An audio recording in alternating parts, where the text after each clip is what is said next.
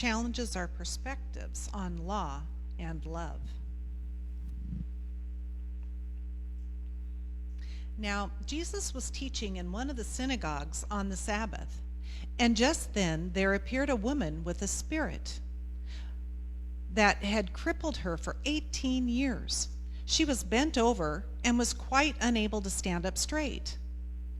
When Jesus saw her, he called her over and said, "Woman, you are set free from all your ailments." When he laid his hands on her, immediately she stood up straight and began praising God. But the leader of this synagogue, indignant because Jesus had cured on the Sabbath, kept saying to the crowd, "There are 6 days on which work ought to be done. Come on those days and be cured, and not on the Sabbath day." But the Lord answered him and said, "You hypocrite! Does not each of you on the Sabbath untie his ox or his donkey from the manger and lead it away to give it water? And ought not this woman, a daughter of Abraham, who Satan bound for 18 long years, be set free from this bondage on the Sabbath day?" When he said this, all his opponents were put to shame, and the entire crowd was rejoicing at all the wonderful things that he was doing. The word of life. Thanks be to God. Thank you, Tim.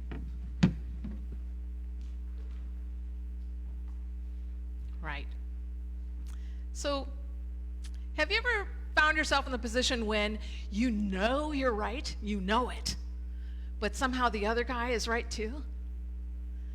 On delivery, today's story from Luke appears to put the feet of the synagogue leader to the fire when all he's really doing is giving a clear right answer or rendering of the law as he knows it. So he knows he's in the right. This law that he's referring to is part of the law that was given to the Israelites after their exodus from Egypt, where the Israelites were slaves and worked whenever their masters commanded them and probably never got a day off. So when they received a command to actually set aside one day of the week to rest their bodies and their livestock and retreat for a time of renewal and prayer, they likely embraced that as a good, if not sacred, thing. So there's some weight to this idea of what we do on the Sabbath and what we do not, right? With all that's accessible to us 24/7 these days, disconnecting from work or emails or texts in the 24/7 world that we live in can be challenging. So perhaps like the Israelites, we too would benefit from a prescribed time of rest that was seemingly immovable. And in that sense, perhaps we can more easily see and agree with this leader's point, at least in the moment. Most of us have laws or rules that we believe are important, and we can get a little twitchy when we see people disrespecting them, at least from our point of view, like eating only organic foods, or our children's bedtimes, or refusing to take calls on a day off, or bigger concerns like how we steward our finances, or finding clarity around the moving target that is, in fact, the law today. Whatever it is, though, there are some laws we feel that simply need to be kept, period. Because if they're not, who knows what would happen. And you know what happens once you make an exception? And there's another one, and another one, and another one, and then where would we be, right? So maybe that's what this well-intentioned, law-abiding teacher of the synagogue is wrapped around today. Maybe that's what he believes. We can't make any exceptions because chaos. He's grounded in education and tradition, and frankly, he's standing on this rule because it's always been that way. We know how that goes. But his is not the only perspective in today's story, as is so often true with the parables of Jesus. And so today, with all that set up about healing on the Sabbath or not, and what we might feel about that, let's take a look at the point of view of the woman in the passage. These points of view are presented as a story put together from 2 meditations by Steve Garnis Holmes, Bent Over Woman and 2 Ways, and The Invitation by Larry Patton. So here's the story. She comes, as always, eyes on the ground, feet on her frame, and dust her distance. Bent at the waist, her worldview has been more feet than faces for nearly 2 decades. She comes to the synagogue to worship, not to be seen or healed. Indeed, from her point of view, had she known Jesus was going to be there, it would have been challenging to determine which robe was his. Right? And following the rules of the day, she would have likely stayed in the background anyway. Yet on this one Sabbath, she will be restored to full health. Because he sees what is bent, what is caged, sees what is tall and straight and strong in her too, sees what is free in her, what is noble and beautiful, lays his hand upon the lock, sets it open, and she stands upright for the first time in anyone's memory to see faces. To view first the face of Jesus, the man who's just healed her, heaven in front of her, eye to eye. Can you imagine? Horizon given, distance possible, not just this, but this. To be able to bear a load, carry something, to watch a bird, to see more than one thing at a time. Born of a faith not that wishes, but a faith that frees. So in that moment, all the laws and rules and so on were surely suspended in time. Can you imagine being in the synagogue for worship and knowing this woman as they would have known her, and suddenly this happens and everything changes. The rules forgotten inside of unimaginable joy, until the voice of the synagogue leader enters in again, indignant that Jesus had cured on the Sabbath, knowing full well it was against the law. Can you hear him making himself heard above any celebratory sounds uttered by those present, repeatedly saying to the crowd, "There are 6 days on which work ought to be done. Come on those days and be cured, and not on the Sabbath day." I can just imagine him going, "Really?" Notice, though, that Jesus doesn't set aside the law, but instead offers a different interpretation of it and how it applies. Because he says, "Does not each of you on the Sabbath untie his ox or his donkey from the manger and lead it away to give it water, which would have been considered," wait for it, "work in the day?"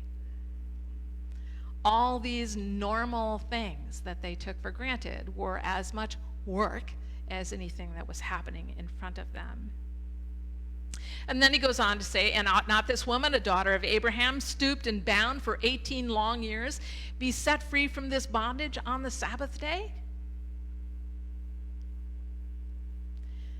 Luke shares the impact of those words of Jesus as well, because when Jesus said this, all opponents were put to shame, and the entire crowd was rejoicing at all the wonderful things that he was doing. We don't know if that reaction lasted beyond the moment, but it could have, in this place where 2 ways of seeing and interpreting collide. And I found myself wondering what happens next, particularly for these 2 players, the synagogue leader and the woman. Perhaps something like this. From 2 Ways by Steve Garnas Holmes, a setup. There are 2 religions in the world. They are mutually exclusive. Everyone from all traditions, all practices, all religions and all non-religions, Presbyterians and Buddhists, Mormons and atheists, Jews and crystal worshipers and United Methodists, and on, all choose one side or the other. One is the religion of being right. You know how it goes. You follow the rules, you believe certain things, behave certain ways in order to get some kind of assurance of belonging and safety.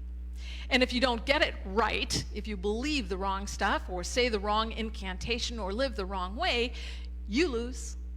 There are ways to redeem yourself, of course, but you have to get those right too. The other religion is the religion of being in love. You love this gift of life and the one who gives it to you, and so you live in love. You give and receive, you serve people, you set people free, you forgive and trust that you are forgiven, not in order to get something right, but because love and joy well up and overflow in you as you live into this way of being. If you practice the religion of being right, sooner or later you hurt someone in order to be right. If you practice the religion of being in love, sooner or later you break a rule in order to love someone. We are always choosing one or the other. Out of fear, we often choose being right. But what about love? From Larry Patton's The Invitation, we continue this story. The synagogue leader remained, still reeling from the unexpected confrontation. The words he challenged the Nazarene with kept repeating inside his mind as if a giant muscled an anvil back and forth, slinging it against the sides of his head. There are 6 days during which work is permitted. Come and he be healed on those days and not on the Sabbath. He could have done better than those sentences. He was, after all, their leader, the one the congregation trusted, the one that people looked to for an example. The leader of the synagogue stood in the spare space, the benches now empty. The walls where only a short time before men had leaned against were now barren. The hard-packed floor, scuffed by thousands of calloused heels over the years, seemed to shift beneath him like a boat traversing the Sea of Galilee. Outside, the day's light faded, and inside, a few candles flickered. Why had he said anything? Why did he so easily yell and shout? But then, he was always shouting or teaching or scolding or preaching or answering questions or making decisions or encouraging or correcting. Didn't everyone expect him to offer an opinion or cast a judgment? And in truth, he wasn't angry with Jesus exactly. He just wished he hadn't said anything. And what he just shouted, those perfect insults and accusations and arguments that he usually crafted after the person had left, after the debate had ended, were lies, rationalization. He crumpled to his knees, trying to pray to God for forgiveness, but the only sounds were his sobs. His tears sprinkled the floor, dark splotches on the dirt, and raising his head, which felt heavy as a boulder, he gazed through the open door and glimpsed her, striding through the shadows in the Sabbath's final light, the woman Jesus' touch had healed. Crippled for 18 years, she'd always been a kind and generous woman. And unlike Jesus, all he'd ever done was pity her. Still kneeling, his body still trembling, racked with sobs, he thought, how many times had he instructed her that God's ways were mysterious, and that she and her parents had likely sinned in the past, and that she should just accept her suffering. And now she walked by, upright and healed. How he despised Jesus. Well, no, not that. Be honest, he said to himself, and maybe to God. He was jealous, and he was ashamed. Yes, also that. Why did anger and envy guide how he acted towards others? He knew what he truly wanted to say. Not an insult and not an accusation, not a threat. In that moment, how he reviled the laws he demanded believers must follow. How did it happen that one day those commandments had become clever excuses instead of a path towards God's glory? If only he could turn back time. He stood, legs weak, whispering the words he longed to say. Teach me your way of love, Jesus. A face appeared at the synagogue door. The woman. Are you all right? She asked. Was someone weeping? He said nothing. Today was so different, and her voice trailed off for a moment, and then quietly she added, you were right. about breaking the Sabbath laws, but still, her tone now even softer, heard only because the synagogue was empty and silent. Didn't Jesus also give us a blessing? He said nothing. She spoke again. I wondered if you would come to my home and share a meal with my husband and I and our family. It's been a long time since I've cooked much of anything. Would you join us? It would be our honor. Her invitation echoed in the hollow synagogue. He nodded, and she smiled.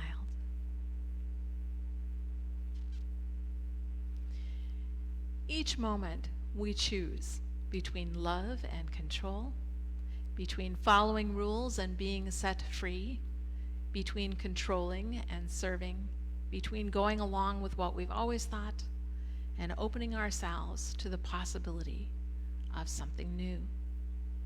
Jesus doesn't choose for us. He sets us free to choose. And above and beyond all the laws ever received or conceived, the absolute law is surely love.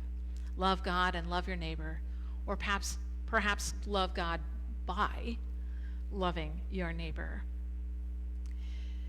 So in all of this, of course, Jesus heals on the Sabbath, and of course, the woman gives thanks. And of course, the crowd rejoices.